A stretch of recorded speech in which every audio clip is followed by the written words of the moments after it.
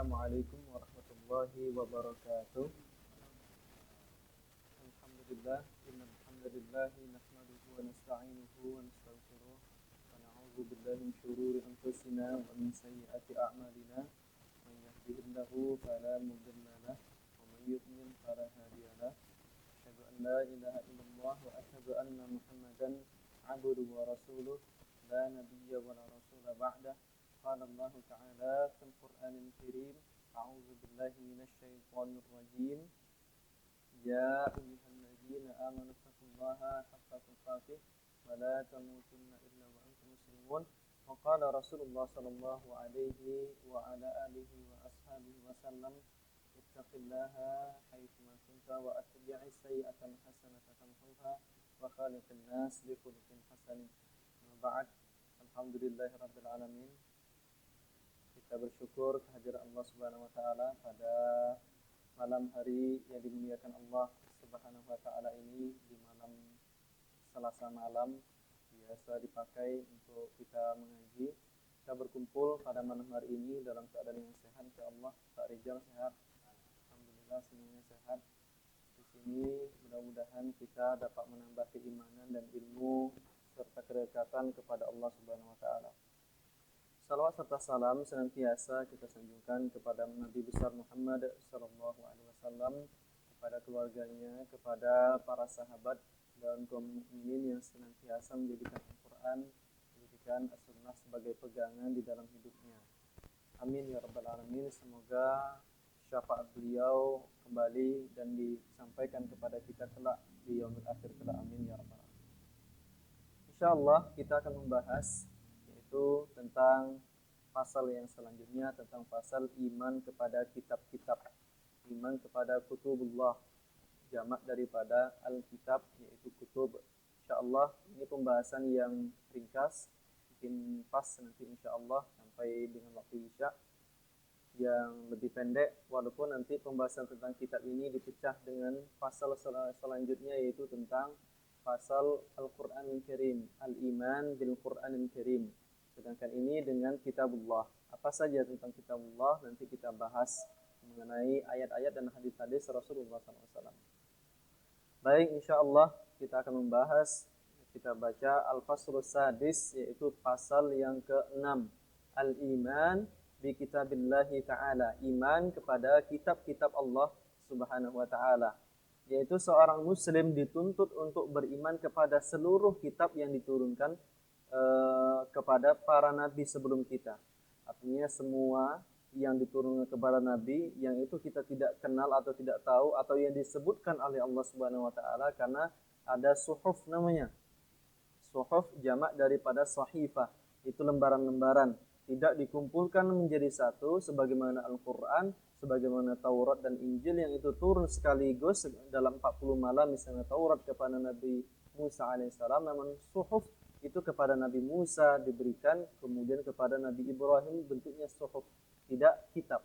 Nah, suhuf ataupun kitab-kitab inilah yang harus diimani, karena nanti ada hadis kita bahas bahwasanya Rasulullah SAW bersabda bima makna, secara makna, janganlah kalian menyalahkan apa yang dikabarkan oleh ahlul kitab. Siapa ahlul kitab? Orang Nasrani dan orang Yahudi. Dan jangan kalian membenarkannya. Artinya kalau seandainya mereka ngabarkan, dulu Isa seperti ini, gini-gini dalam kitab Injil, dulu Nabi Musa dalam kitab Taurat seperti ini mengajarkan kepada kami. Kabar-kabar seperti itu kita tidak membenarkan, tidak kemudian menyalahkan, tidak menolak daripada berita tersebut, namun mengatakan qalu faqulu, maka katakanlah kalau seandainya mereka mengabarkan daripada berita-berita kitab tersebut, katakan qul amanna, katakanlah amanna bima unzila ila nabiyina wa unzila min qablina, apa yang telah turun di sebelum kami dan kepada nabi kami mengimaninya, tidak menolak daripada berita tersebut.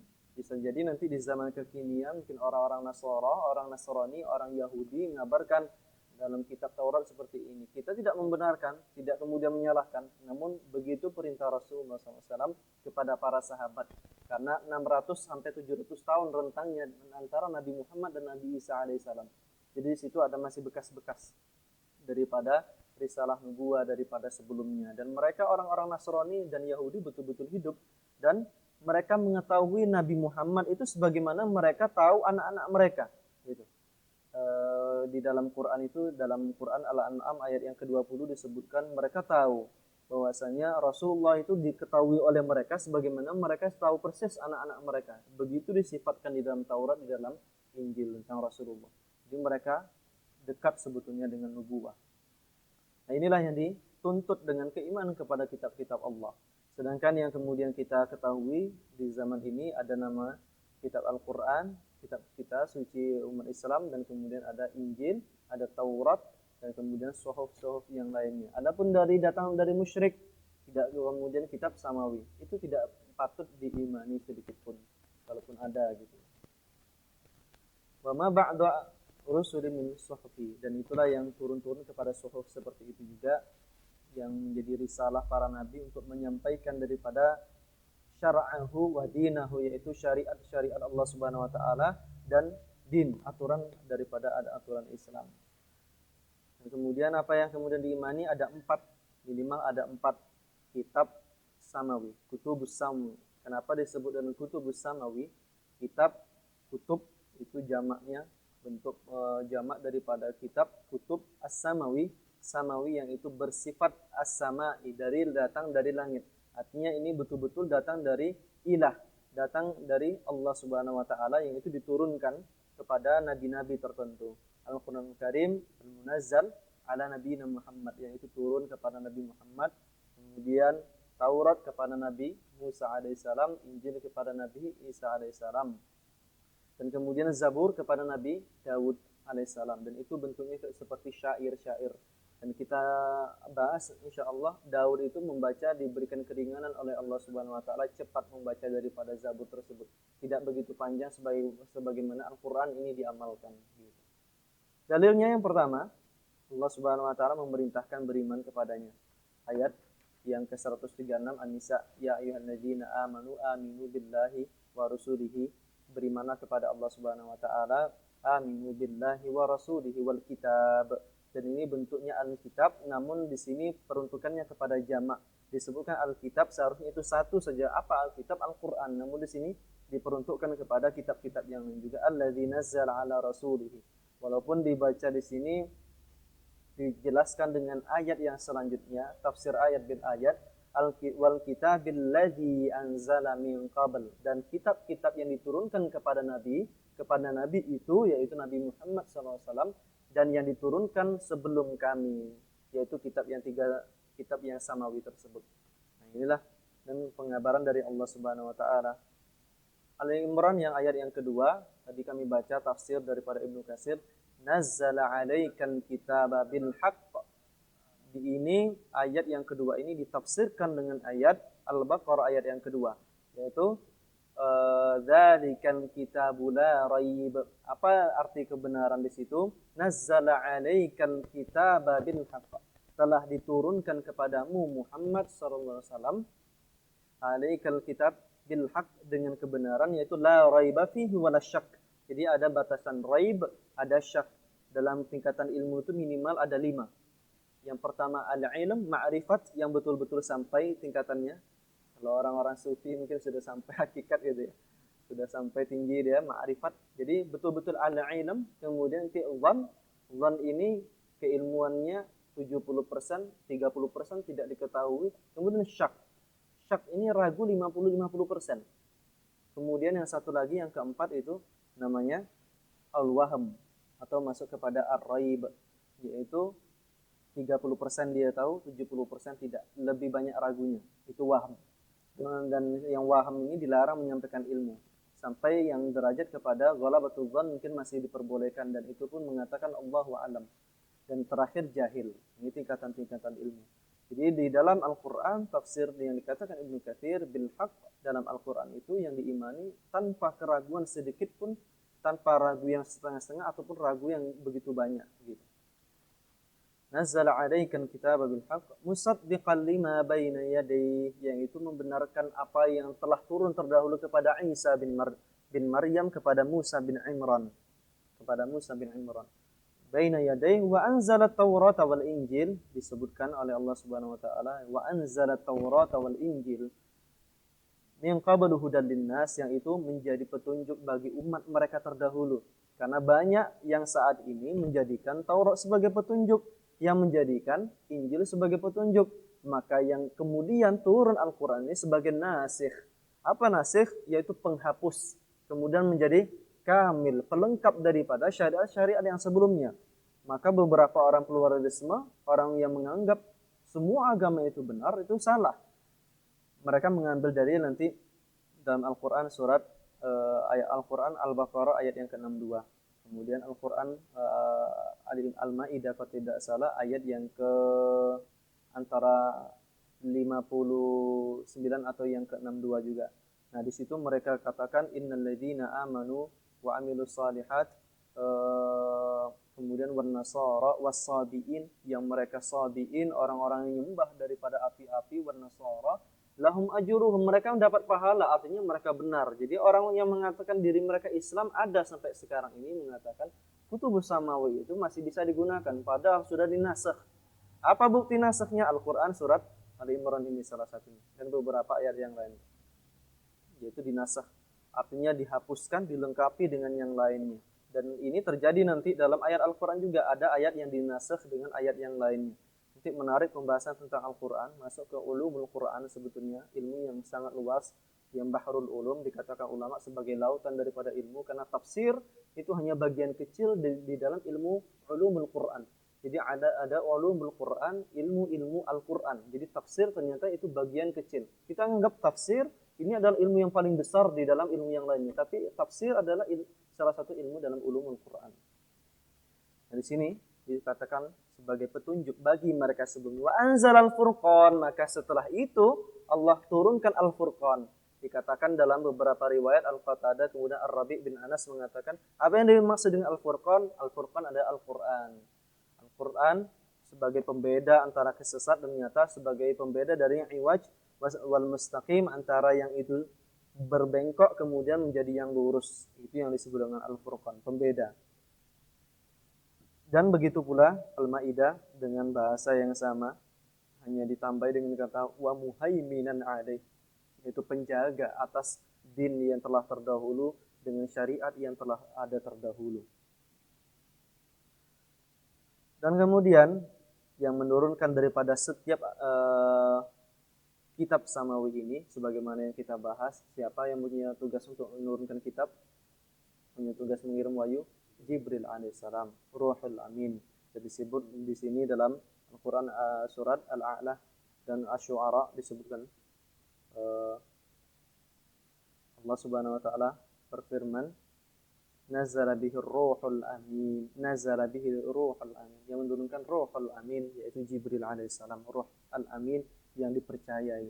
Ruhul amin turun dari al-amin, dari Allah Subhanahu wa taala yang dipercaya, melalui al-amin perantara Jibril alaihissalam, yaitu malaikat yang al-amin yang terpercaya, kepada nabi yang al-amin, kepada nabi yang itu terpercaya. Subhanallah, sangat kuat daripada ikatannya. Karena satu label brand sebelum Rasulullah menjadi nabi, semenjak lahir beliau sampai kemudian dewasa, berangkat ke Syam, berangkat ke Madinah, berangkat ke tempat-tempat lain, itu punya satu label.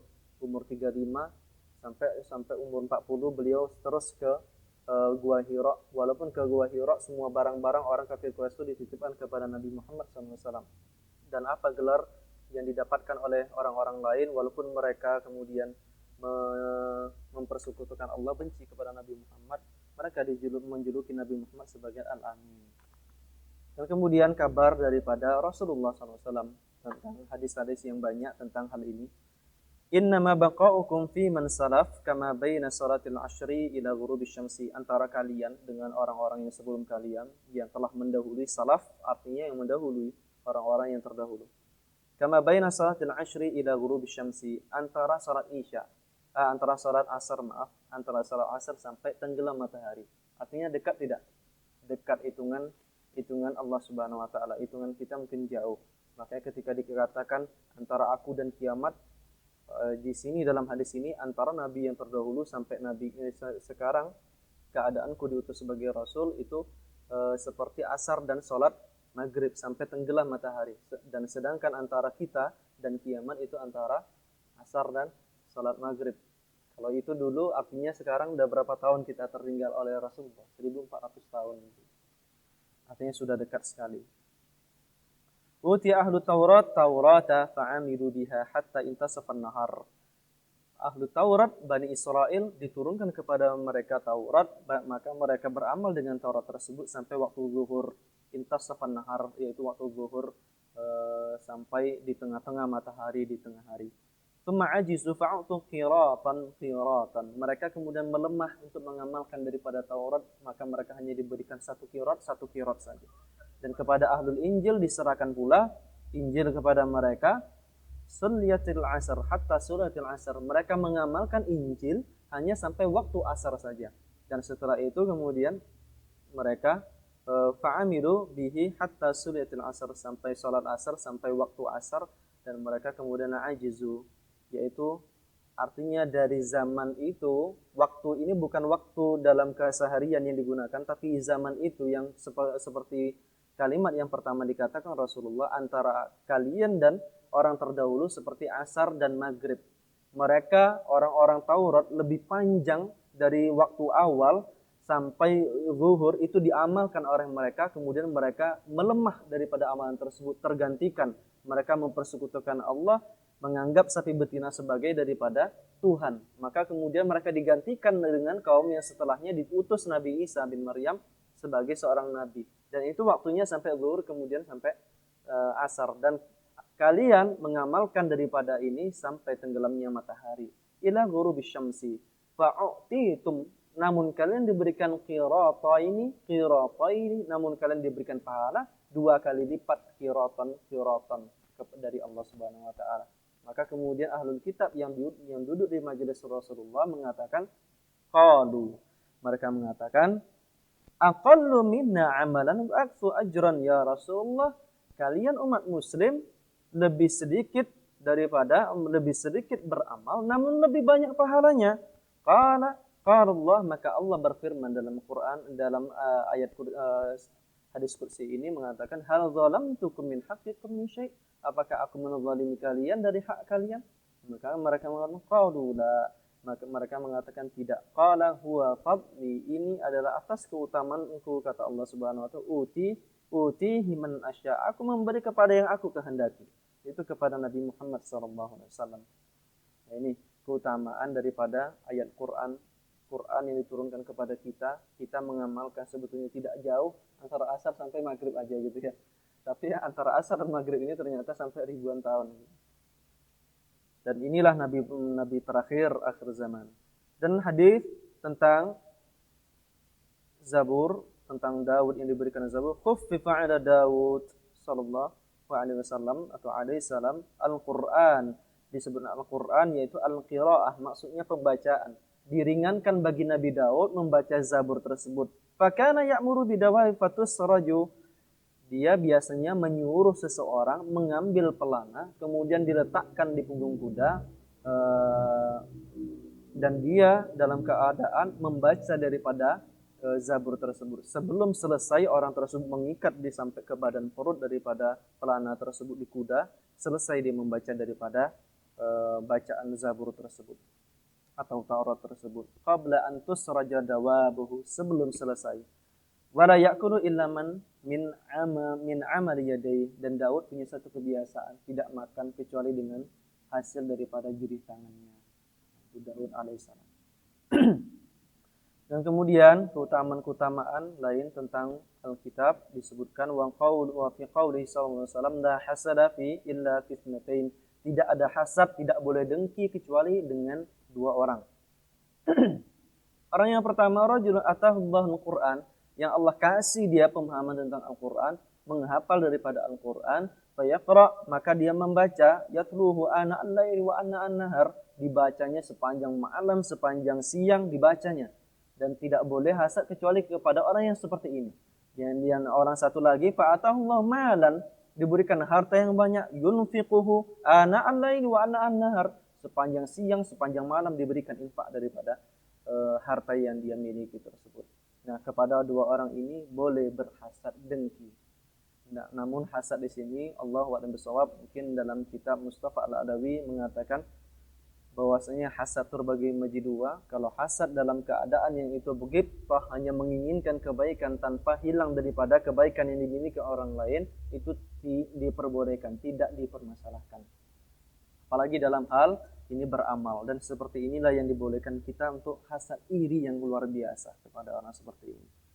Nah, ini kemudian tentang Al-Quran. Taraktu fikum ma in tamassaktum, aku tinggalkan kepada kalian in tamassaktum, kalau kalian memegangnya dengan kuat, bihi lan tadillu ba'di, tidak akan tersesat setelahku. Kitabullah wa sunnata rasulih, yaitu kitabullah dan sunnah Rasulullah SAW.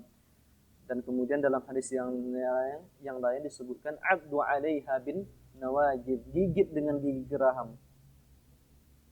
Dan kemudian tentang tadi yang kami sampaikan, la tusaddiqu ahlal kitab, jangan dibenarkan berita daripada ahlul kitab tersebut. Siapa ahlul kitab? Zaman sekarang ada apa tidak? Kita pernah bahas panjang. Ada apa tidak? Ada. Jadi ada orang-orang Kristen atau Yahudi Koptik, Kristen Koptik yang ada di Mesir, yang lain sebagainya, yang kita boleh menikah dengan ahlul kitab, itu sampai pembahasan kepada putri anak ahlul kitab. Artinya yang itu betul-betul dia terjaga daripada kesyirikan kepada Allah, yang masih menjadikan Al-Quran misalnya, yang menjadikan Injil atau dari salah satu surat dalam Injil Barnabas misalnya, itu tetap diimani dia, maka itu diperbolehkan kita menganggapnya sebagai ahlul kitab. Dan masih ada ahlul kitab di zaman sekarang. Di daerah Turki masih ada beberapa orang yang sangat kuat mengimani daripada kitab-kitab mereka terdahulu. La tusaddiqu, jangan dibenarkan berita mereka. Wa la tukadzibuhum, namun jangan dustai berita mereka. Wa qulu amanna, katakan amanna, kami beriman billazi unzila ilaina, yang turun kepada kami Al-Qur'an, wa ma unzila ilaikum, dan apa yang turun kepada kalian. Wa ilahuna wa ilahukum wahid, sedangkan ilah kami dan ilah kalian wahid, itu satu. Wa nahnu lahu muslimun, sedangkan kami kepada Allah, lahu, bagi kepada Allah, muslimun, berserah diri. Ini dalil yang kedua daripada pengabaran Rasulullah SAW tentang kitab-kitab terdahulu. Yang ketiga yaitu iman miliaran, jutaan daripada ulama dan hukama, ahli Islam yang intelektual luar biasa, mereka mengimani daripada kitab-kitab samawi tersebut. Ini bukti bahwasanya kitab samawi itu betul-betul ada keimanan yang jazim tersebut. Wa khairatin nas, yaitu turun kepada yang sebaik-baik manusia, yang mana Al-Quran tersebut mengandung daripada sifat-sifat Allah Subhanahu wa taala, wa akhbari ghaibih, dan kabar-kabar gaib. Kabar-kabar gaib itulah yang menjadi salah satu penguat bahwa Al-Quran itu nyata, benar adanya. Karena pengabaran tentang Fir'aun yang itu Allah kemudian bakokkan, Allah lestarikan dari jasadnya, bukan kekal, tapi dilestarikan untuk sementara sebagai pelajaran bagi orang-orang yang sekarang hidup. Betul-betul itu jasad Fir'aun. Walaupun jasad Fir'aun itu ada yang mencocokkan dengan salah satu orang di toko di Indonesia. Ada mirip-mirip sedikit kata orang. Wa ilahuna wahid. Inilah tentang ancaman dan janji-janji daripada Allah Subhanahu wa taala. Dan kemudian dha'ful insan, kelemahan seorang manusia. Artinya, kenapa Al-Quran, kenapa kitab-kitab samawi diturunkan kepada para nabi, bukan lemahnya seorang Allah, zat Allah Subhanahu wa taala untuk memberikan baqa daripada pelestarian, namun menunjukkan bahwasanya kalau seandainya seorang manusia, seorang nabi tidak dibekali, itu hujjah tidak tegak atas manusia. Karena tidak ada daripada tulisan daripada yang dicatat. Dan inilah pelajaran bagi seorang muslim salah satunya, menjadikan kalau pelajaran itu harus ada kitab. Belajar harus tahu itu hadisnya apa. Belajar harus tahu itu dari ayatnya apa, atau yang tafsir lainnya dari apa. Ini penting daripada turunnya Al-Quran kepada kaum manusia sebagai syariat, dan kemudian undang-undang yang itu diterapkan, direalisasikan bagi manusia. Dan kemudian yang kedua, limakana ar-rasul hum al-wasita bainallahi ta'ala al-khaliq wa baina ibadil makhluqin, dan rasul adalah sebagai wasitah saja, sebagai perantara saja. Wa kana ar-rasul ka ghairihim minal bashar, dan sebagaimana yang kita ketahui, rasul itu manusia. Artinya rasul itu ya'ish hidup dan Rasulullah itu yamutun, meninggal dunia. Meninggalkan manusia. Maka dari itu Quran perlu ada, kemudian atau kitab-kitab samawi itu perlu ada daripada hal yang tercatat, yang terbukukan, terjilidkan daripada kitab-kitab tersebut sebagai hujjah dan kemudian pelestarian ilmu bagi kita sampai sekarang ini. Subhanallah, kalau tidak ada daripada Al-Quran sampai sekarang, di zaman Utsman bin Affan semua qiraah itu dibakar, pernah dibakar. Namun kemudian dibentuk sekian banyak qiraah. Mushaf itu kenapa dinamakan Mushaf Utsman? Karena di zaman Utsman itu dibukukan. Jadi pembukuan daripada pertama kali yang ada tentang Al-Quran ini di zaman Utsman. Semua Al-Quran itu dibakar. Kemudian melihat Abu Bakar As-Siddiq tidak menerima. Kemudian Umar bin Khattab mengatakan ini untuk pelestarian wahai Abu Bakar.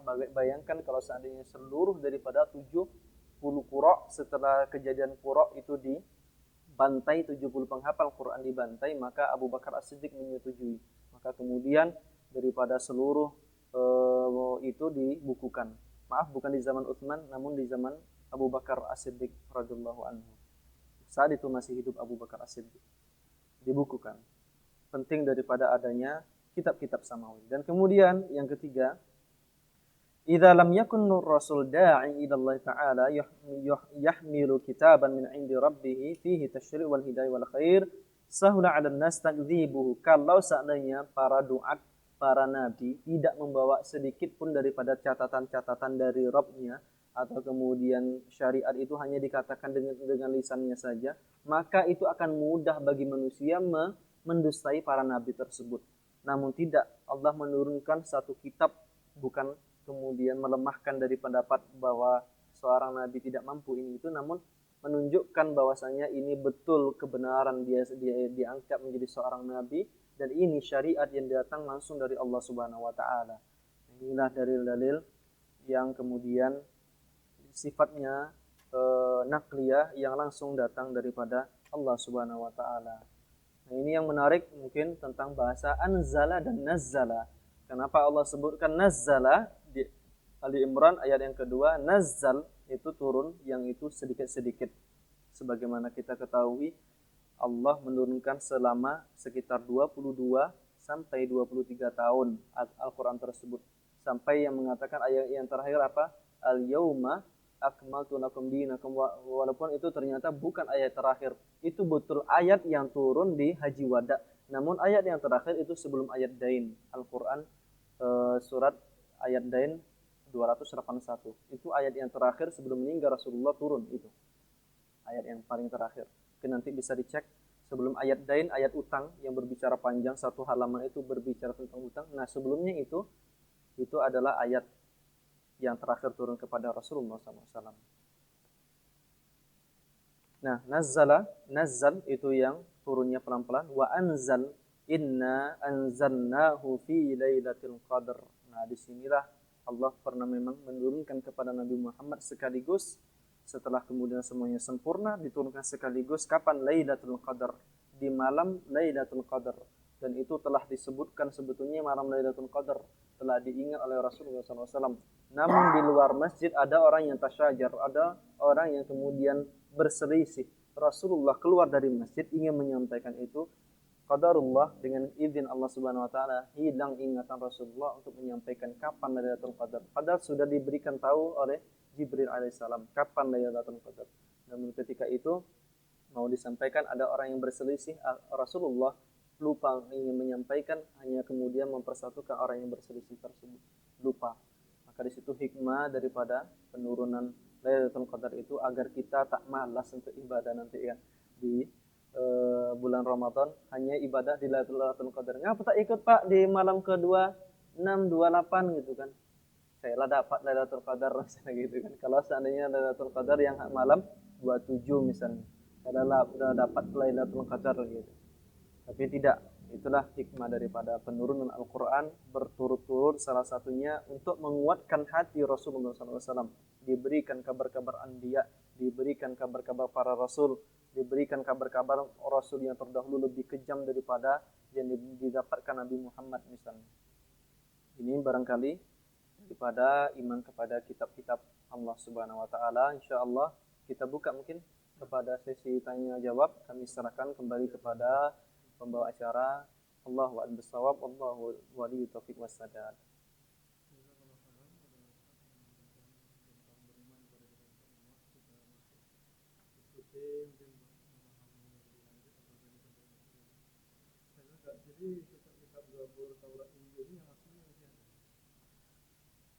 Apakah ada yang asli? Allahu a'lam bishawab. Namun sebagaimana pernah kami ikuti kajian daripada Dr. Zakir Naik, banyak itu. Jadi di dalam laptop kami ada khusus itu, semuanya isinya sampai ratusan ceramah daripada Dr. Zakir Naik.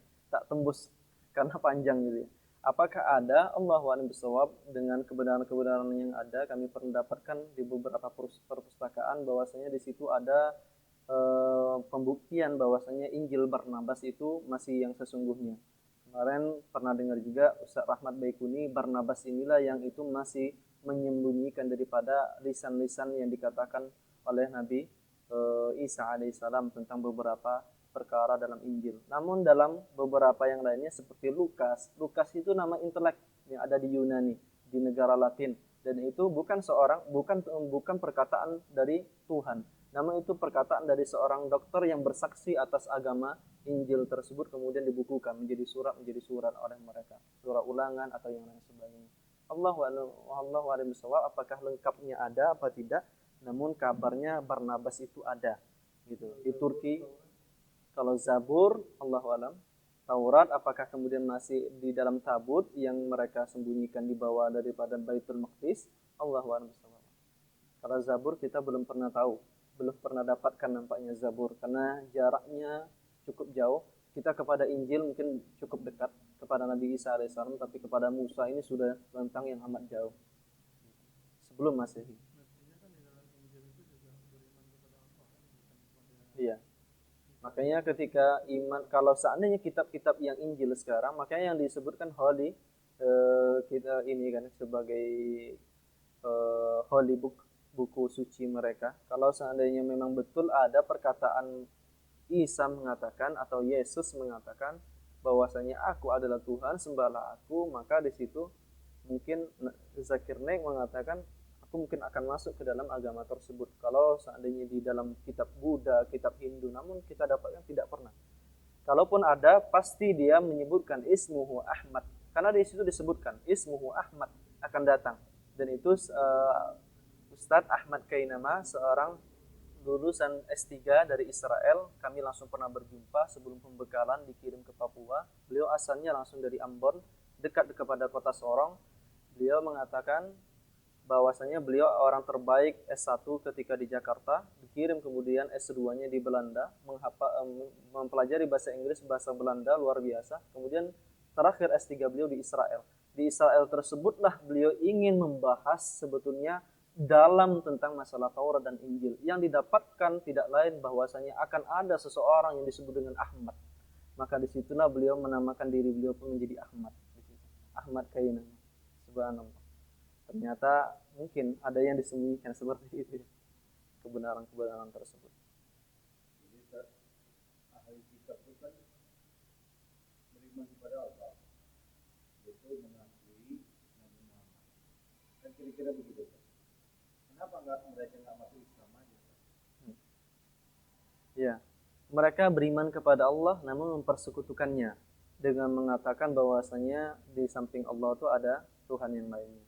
Sebagaimana Nasrani sekarang itu mereka, kalau Yahudi mereka menganggap ada Al-Masih, Masih Ad-Dajjal. Al-Masih Ad-Dajjal itu yang mereka tunggu, dan itu nyata betul adanya. Jadi Yahudi Kabbalah itu setidaknya ada 2 kota di Indonesia, itu daerah Jogja dan Manado. Pernah salah satu alumni daripada kakak kelas kami ingin membahas, guru kami melarang, kalau kamu bahas kamu jadi incaran mereka, karena di situ betul-betul ada. Di Jogja dan di Manado itu salah satu Yahudi Kabbalah, itu Zionis yang sungguh luar biasa. Salah satu ingin memasuki ke daerah mereka itu, ke tempat mereka, komunitas mereka, salah satu rintangannya minum darah. Mereka takdzib. Mereka betul mengatakan Muhammad itu misalnya nabi, tapi mereka tidak beriman. Mengapa disebut kafir? Karena mereka menutupi daripada keimanan mereka kepada Rasulullah SAW. Ustaz Zulkifli pernah diberikan salam oleh salah satu orang Koptik yang ada di Mesir. Assalamualaikum. Jawab beliau, alaikum. Kecelakaan bagi kalian, celaka bagi kalian. Kenapa? Kami iman kepada Allah, namun kamu tidak beriman kepada Muhammad sebagai Rasul kami. Gitu. Kalau mereka iman kepada Rasul, selesai. Kafir tersebut hilang. Tinggal satu, syirik apa tidak? Karena syirik rentang waktunya ini bagi orang yang beriman kepada Allah. Syirik, jadi beda kafir sama syirik. Kafir ini dia tidak mengimani daripada apa yang harus diimani dalam Al-Quran. Namun syirik, dia iman kepada Allah, namun di samping Allah ada yang lainnya. Kenapa syirik? Maka syirik majalnya kepada orang-orang yang dia iman kepada Allah. Gitu. Nah, ini yang masalah bagi orang-orang tersebut. Ngapa tak masuk? Ingin kita masuk. Tapi mereka aja yang tidak membenarkan daripada berita itu. Apa rintangannya? Bisa saja tahta, wanita, kemudian harta. Itu saja. Itu dalam pembahasan, nanti ada pembahasan tentang apakah sembelihan ahlul kitab, wanita ahlul kitab, ada pembahasan dalam Quran surah Al-Maidah. Majalnya dalam kajian fikih sebetulnya. Boleh dinikahi apa tidak? Walaupun di beberapa zaman dilarang. Kenapa dilarang menikahi? Karena kaum muslimanya masih banyak. Jangan kalian, karena tergoda saat itu. Ketika menaklukkan Persia dan Romawi, subhanallah, para sahabat itu banyak. Bahkan ada seorang yang itu Allah alam, apakah sahabat, apakah tabi'in, yang itu dia tengah adzan melihat daripada salah seorang wanita Romawi tersebut lewat, langsung di situ dia meninggalkan agama Islam untuk menikahi. Syaratnya mau ingin menikahi itu keluar dari Islam, Nah, itu kemudian ada satu zaman dilarang. Kalau zaman sekarang Allahu alam mungkin ingin makna dengan aku. Ya, kalau tadi kan di Turki masih ada. Ke sana ini. Biasanya nikah haji yang di dalam LPM masih banyak. Aku muslim. Oke, yang lain silakan.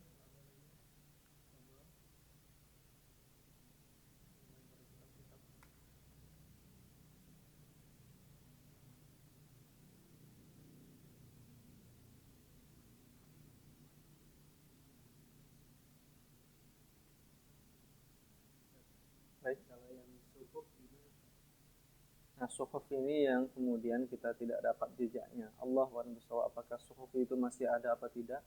Karena di situ dia tidak terbukukan, dia hanya lembaran-lembaran suhuf. Artinya ini sesuatu yang mudah hilang. Dan itu memang betul turun. Innala fis suhufil ula, suhufi Ibrahim wa Musa. Nah itu artinya, itu kitab, tapi tidak dijilidkan. Maka disebut dengan suhuf, jamak dari sahifah. Sahifah itu lembaran. Sama malaikat Jibril juga yang Sama. Malaikat Jibril juga. Tak ada malaikat yang lain. Malaikat Mikael yang memberikan, tak. Malaikat Jibril. Maka malaikat Jibril sangat mengenal dari Nabi 1 sampai Nabi terakhir itu tahu malaikat Jibril. Dan malaikat Jibril itulah menjadi yang satu pentolan di antara para malaikat. Kalau seandainya Allah ingin berfirman, seluruh malaikat akan tunduk. Satu yang akan bangkit pertama kali Jibril alaihissalam.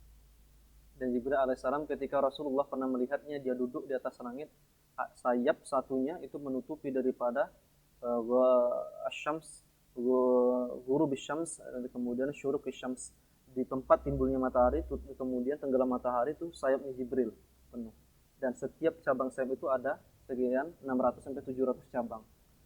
Itu langsung terduduk. Rasulullah kemudian langsung gemetar, langsung kemudian Allahu a'lam bishawab, apakah kemudian beliau terduduk atau kemudian berlutut ketika melihat seperti itu. Karena di dalam sirah nanti pembahasan tarikh, Rasulullah itu pernah dalam keadaan yang sangat bingung, bukan ingin bunuh diri, namun ingin menjatuhkan diri, saking bingungnya. Betul-betul ada. Orang orientalis mengatakan Rasulullah ingin bunuh diri, tidak. Namun bingung, bagaimana tak bingung? Raghabtani, sampai dipeluk 3 kali, iqra gitu kan. Jadi tidak tahu. Nah, di situ dilihat malaikat Jibril yang punya tugas. Ya, tidak punya tugas.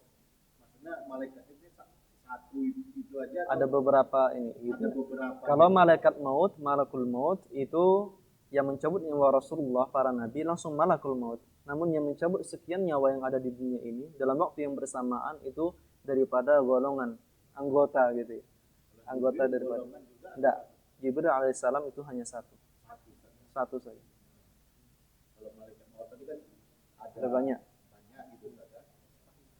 Karena kalau mencabut nyawa di sini ternyata tugasnya di sana ada, susah kan dia kan. Jibrilnya satu Ustaz. Double job gitu.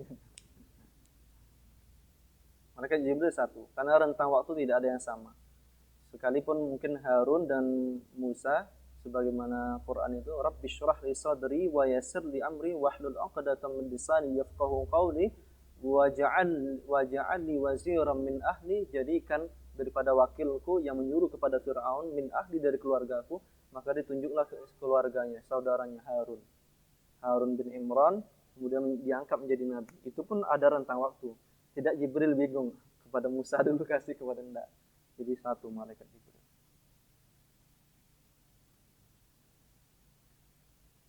Ada lagi pertanyaan? Kalau kita Buddha itu enggak Itu musyrik. Nah, kabar buruknya sebetulnya kalau seandainya tegak negara Islam, orang-orang musyrik itu ditiadakan. Disuruhkan kepada Allah, kalau seandainya mereka beriman, kemudian mereka masuk ke dalam Islam, suruh kepada Allah, dakwah. Jadi kenapa kemudian adanya jihad itu hanya sebagai payung dakwah, payung hukum dakwah gitu ya. Kenapa harus ada jihad? Memang di situ fungsi daripada ini. Kalau kemudian kita serukan mereka tidak terima, datangkan pasukan. Azan, tidak ada balasan azan, serang. Kenapa harus seperti itu? Mereka bersekutu kepada Allah dan mereka musuh-musuh Allah. Dan itu kemudian yang disebut Islam. Islam adalah damai, tapi Islam mengajarkan perang. Islam mengajarkan nikah, tapi mengajarkan adanya tolak.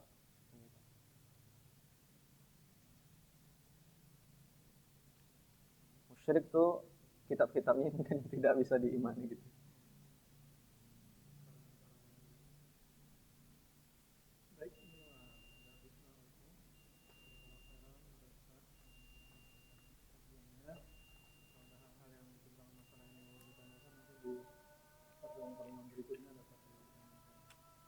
baik dari saya juga